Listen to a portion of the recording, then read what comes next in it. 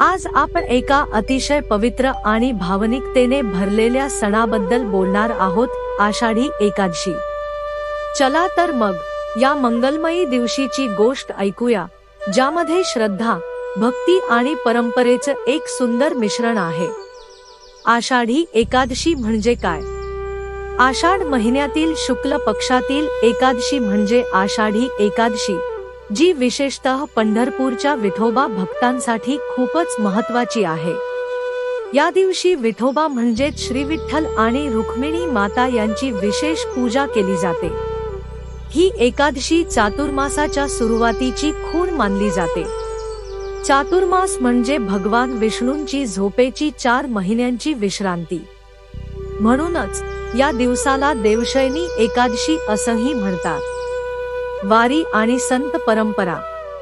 या एकादशीला विशेष महत्त्व देणारा भाग म्हणजे वारी, एक अनोखी, अद्वितीय वार्षिक यात्रा।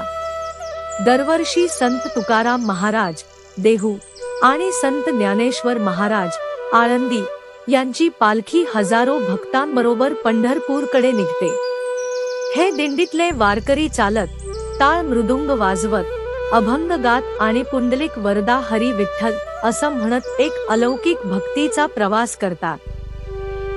हा प्रवास म्हणजे केवळ चालणं नाही, तर एक अनुभव आहे आत्मशुद्धीचा, समर्पणाचा आणि समाज एकतेचा।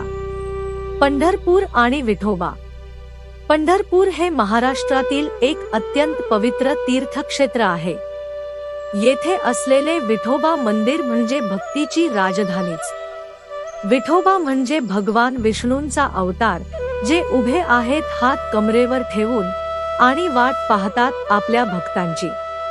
एक गोष्ट लक्षात घ्या, देव स्वतः भक्तांच्या स्वागतासाठी उभा आहे।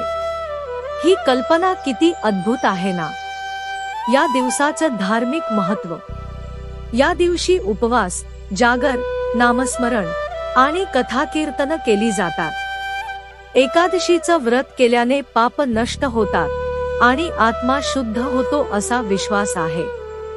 हे व्रत केवळ नियमापुरत नाही, तर मन, वाणी आणि कृती शुद्ध ठेवण्याचा प्रयत्न आहे। समाजातील एकतेचं प्रतीक। वारीमध्ये कोणताही भेदभाव नसतो। कोण गरीब, कोण श्रीमंत, काही फरक पडत नाही। सगळे एकच गाणं गातात, एकच विठोबाला साद घालतात। या यात्रेतून समाज एकतेचं, सहिष्णुतेचं आणि सामूहिक भक्तीचं उत्तम उदाहरण मिळतं।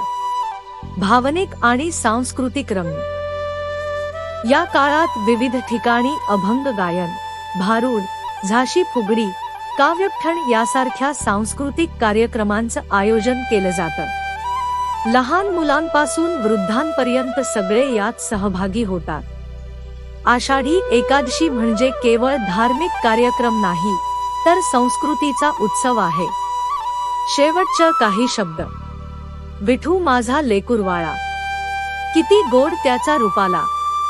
या एकाच वाक्यात विठोबावरचं प्रेम दिसून येतं। आज आपण जितकं आधुनिक होत चाललो आहोत, तितकंच या परंपरांची जपणूक करणंही गरजेचं आहे। आपणही आपापल्या आयुष्यात थोडंसं थांबू, विठोबाला साद घालू आणि आपल्या मनातील चांगुलपणा जागवूया। विठ्ठल विठ्ठल, जय हरी विठ्ठल। धन्यवाद आपलं मनःपूर्वक ऐकून दिल्याबद्दल। हरी विठ्ठल।